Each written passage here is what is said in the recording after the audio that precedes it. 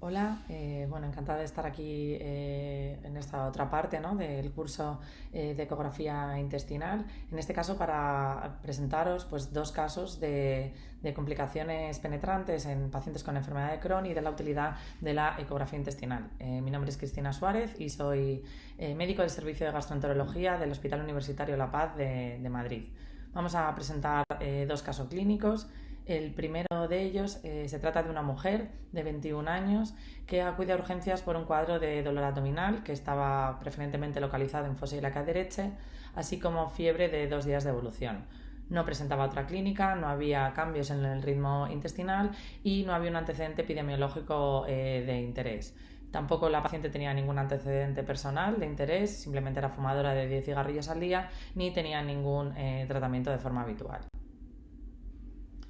A su llegada a urgencias, lo que destaca en la exploración física es que la paciente presenta un abdomen blando pero doloroso a la palpación en fosa ilíaca derecha, con Blumberg positivo y un dudosísimo empastamiento a este nivel en fosa ilíaca derecha. No tenía visceromigalias y los ruidos diarios estaban disminuidos. Se realizó una analítica general en la que destaca la presencia de leucocitosis, 12.500 leucocitos con 80% de neutrófilos y una elevación de la proteína C reactiva, sin otras alteraciones significativas.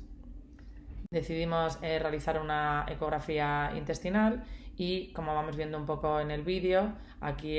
veríamos la zona del ilion terminal, que lo que se ve es un engrosamiento de los últimos 20 centímetros del ilion parietal. El engrosamiento de la pared alcanza en algunas zonas hasta 6 milímetros. El patrón de capas en principio estaba conservada y se identifica más o menos a unos 5 centímetros de la válvula, en esta zona que tenéis ahora en el vídeo, pues varias fístulas, ¿no?, hacia el mesenterio que desembocan en esta masa preferentemente hipocogénica, aunque con algún eco en su interior, de bordes más definidos, con afectación de la grasa que hay alrededor, que lo que sugiere, ¿no?, es una masa inflamatoria. La describíamos como dos masas inflamatorias, digamos, que se conectaban entre sí, de 38 por 17 y de 19 por 9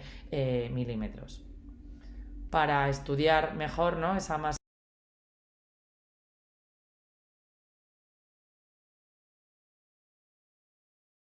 inflamatoria, pues precisamos utilizar contraste intravenoso para diferenciar qué parte de esta colección es un flemón y qué parte es un acceso. Para eso lo que dimos es Sonoview, contraste intravenoso, y como veis en el vídeo, lo que objetivamos es que de toda la masa inflamatoria, que podemos ver un poco la comparación en modo B, pues toda se rellena. De hecho tiene una hiperrealce con el contraste, excepto esta pequeña área, ¿no?, que no capta contraste, que está avascularizada, que pudiera ser sugestiva de acceso. Por lo tanto, nos sugería que se trataba de una paciente con una posible enfermedad de Crohn, con un patrón penetrante al debut y que tenía una masa inflamatoria que en la mayor parte era un flemón, aunque con una pequeña región accesificada. Decidimos, no obstante, para completar el diagnóstico, realizar una ileocolonoscopia. En la ileocolonoscopia, como podéis ver, se ve una válvula ileocecal que estaba ulcerada y que no nos dejaba avanzar la óptica, y además tenía en el ciego una úlcera profunda. El resto del marco cólico era normal, pero bueno, esta afectación de la válvula y con esta estenosis y esta úlcera profunda, así como la úlcera en sacabocados que tenía en el ciego, pues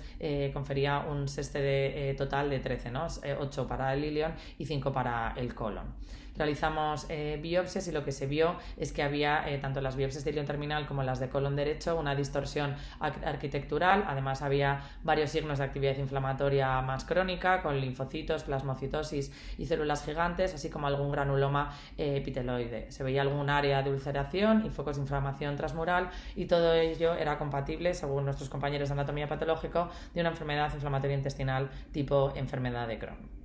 Por lo tanto, ya con el diagnóstico más establecido, ¿no?, ya con esa confirmación endoscópica, incluso en este caso histológica, pues teníamos nuestro diagnóstico de sospecha inicial con la ecografía, que era que se tratara de un debut de una paciente con una enfermedad de Crohn, ileocólica en este caso, y con un patrón penetrante. Os recuerdo que tenía un flemón principalmente, que no superaba los 4 o 5 centímetros de diámetro y con una pequeña área accesificada. Esto es importante a la hora de decidir cuál sería el manejo más adecuado, ¿no?, de esa masa inflamatoria, ya que tendríamos 3 patas para elegir de tratamiento, que sería optar por el tratamiento antibiótico solo, optar por el drenaje de esa misma colección, o bien proponer al paciente una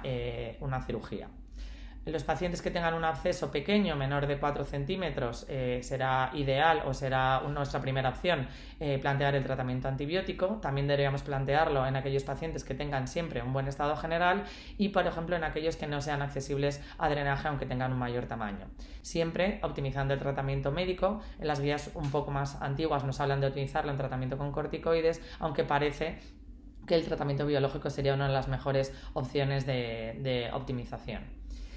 Otra opción para los abscesos más grandes, se habla de aquellos abscesos que sean mayores de 4 centímetros y siempre junto a antibioterapia, será plantearles el drenaje de la colección. También en este caso no solo es necesario poner antibioterapia, sino optimizar el tratamiento médico para controlar la enfermedad de Crohn de base. Y por último, aquellos pacientes que tengan abscesos de gran tamaño, que presenten un mal estado general, con inestabilidad hemodinámica o que tengan signos de perforación libre, la cirugía será el tratamiento de elección. Además, siempre que instauremos alguno de los dos tratamientos anteriores, es decir, esta paciente, por ejemplo, le pongamos antibiótico o planteemos un drenaje y esto no vaya bien, pues la cirugía sería el tratamiento definitivo en estos pacientes.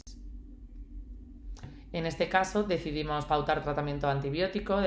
con un amplio espectro, ¿no? Añadimos ciprofloxacin y metronidazol, dado el tamaño del absceso y que la paciente no tenía prácticamente repercusión sistémica. Además, como decía, pues optimizamos el tratamiento médico y añadimos tratamiento con adalimumab, con anti-TNF.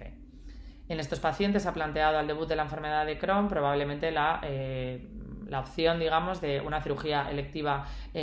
al debut y después poner tratamiento biológico para prevenir la recurrencia posquirúrgica. Podría haber sido una opción perfectamente en este caso, pero la paciente prefería intentar agotar un poco las posibilidades de tratamiento médico, por lo que no se planteó una cirugía de entrada.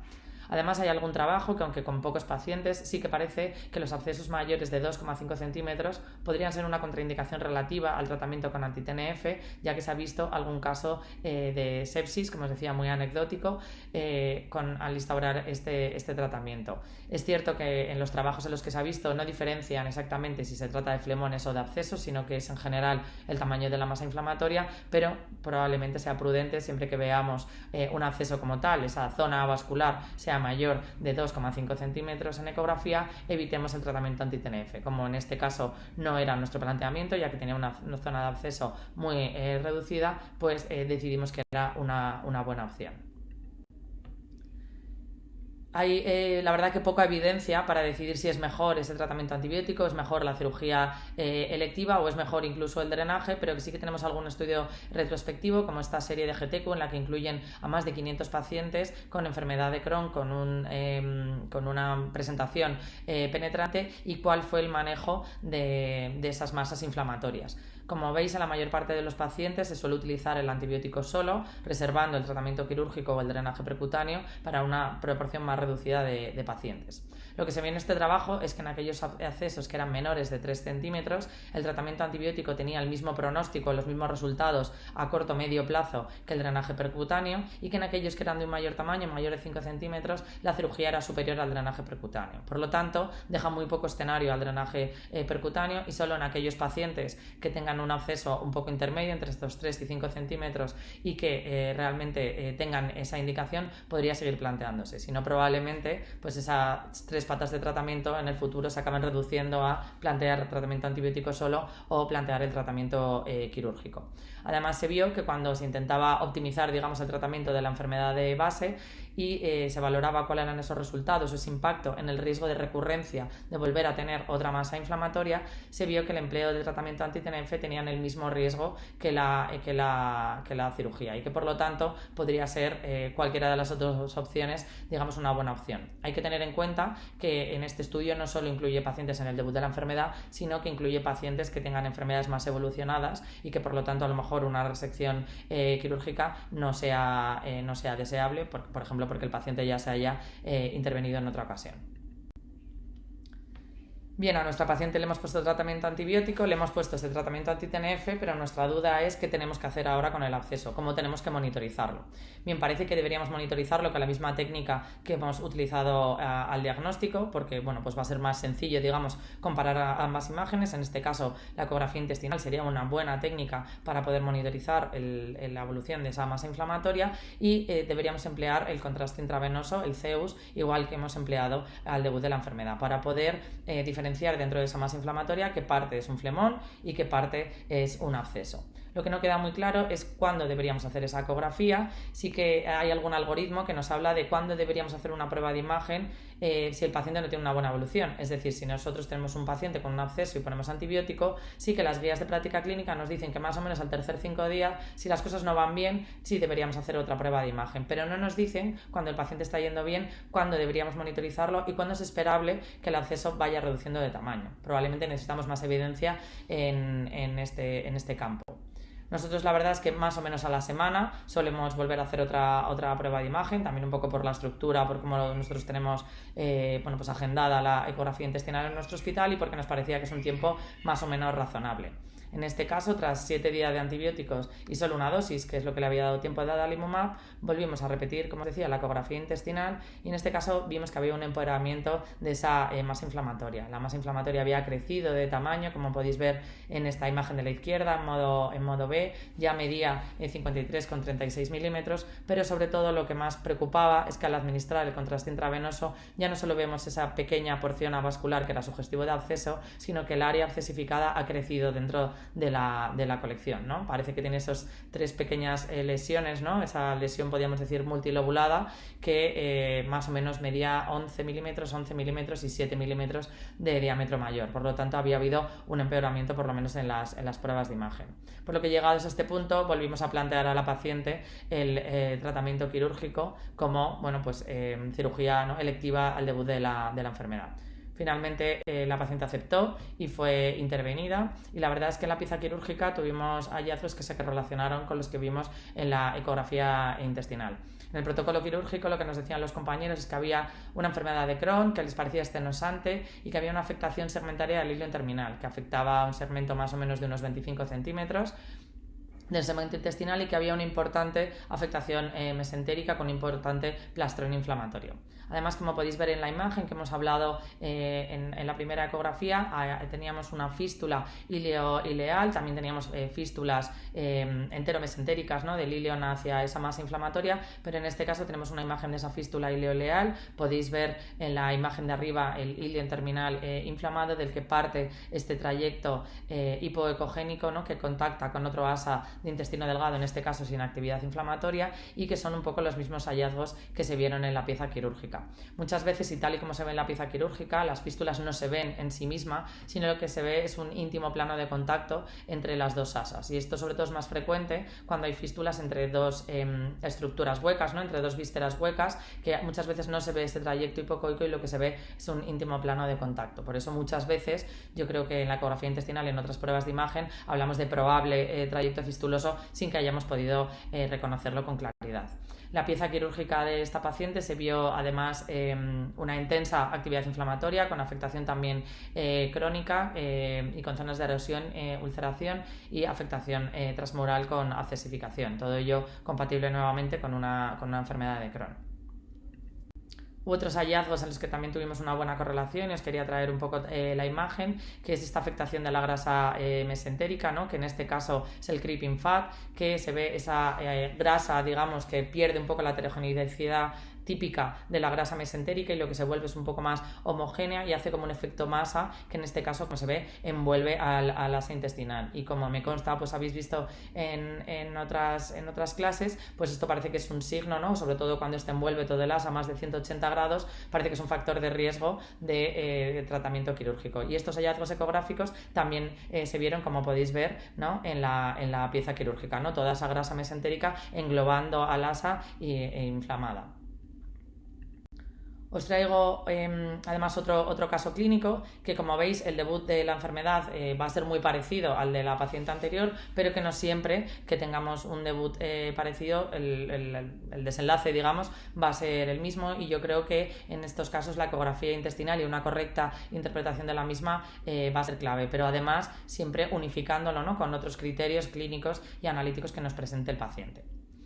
Este segundo caso es también un paciente muy joven, en este caso es un varón de 23 años que acude a urgencias por un cuadro de dolor abdominal, énfasis ilíaca derecha también, así como fiebre de 24 horas de evolución. El paciente no encontraba otra clínica intestinal asociada y no tenía cambios en el ritmo intestinal. Es cierto que la diferencia es que este paciente sí que estaba diagnosticado de una enfermedad inflamatoria intestinal, en este caso estaba diagnosticado una enfermedad de Crohn de colon desde hace más o menos unos 3 años. Es cierto que precisó corticoides al diagnóstico, pero que después el paciente ha estado sin tratamiento y ha estado en remisión tanto clínica como bioquímica. Tiene un último estudio endoscópico de hace algo más de un año, a inicios del 2024, y el paciente estaba en remisión con un STD de 0 en todos los segmentos del colon.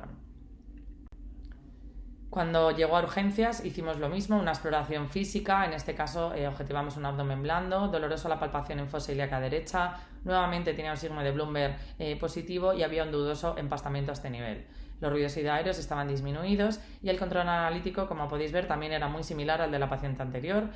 Presentaba leucocitosis con una desviación a la izquierda con 80% de neutrófilos y una elevación de la proteína C reactiva, y no había otras alteraciones significativas.